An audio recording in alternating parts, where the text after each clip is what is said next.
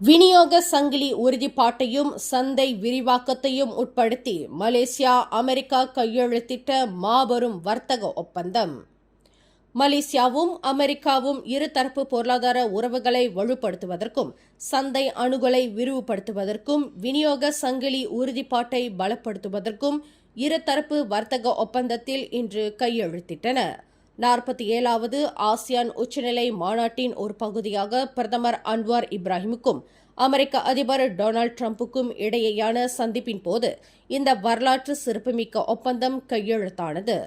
இந்த ஒப்பந்தம் இரு நாடுகளின் ஏற்றுமதியாளர்களுக்கும் முன்னோடி இல்லாத சந்தை அணுகலை வழங்குவதுடன் 2004ஆம் ஆண்டு வர்த்தகம் முதலீட்டுக்கான அடிப்படை கட்டமைப்பிலிருந்து நிலவி வரும் நீண்டகால பொருளாதார உறவுகளை மேலும் வலுப்படுத்தும்.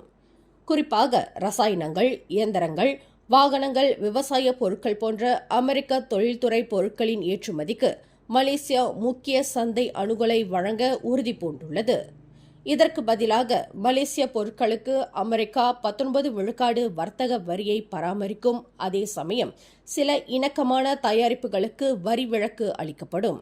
மேலும் முக்கியமான தாதுகளுக்கும் அரிய மண் தனிமங்களின் ஏற்றுமதிக்கும் மலேசியா எந்த தடையும் விதிக்காது என்றும் அமெரிக்க நிறுவனங்களுடன் இணைந்து உற்பத்தி திறனை அதிகரிக்க பணியாற்றும் என்றும் தெரிவிக்கப்பட்டுள்ளது.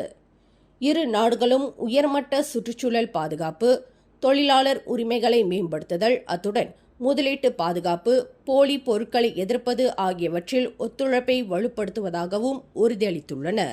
மேலும் செய்திகளை தெரிந்து கொள்ள கீழே இருக்கும் பெல் பட்டனை அழுத்துங்கள். உங்கள் மகிழ்ச்சியை வெளிப்படுத்த லைக் மற்றும் ஷேர் செய்யுங்கள்.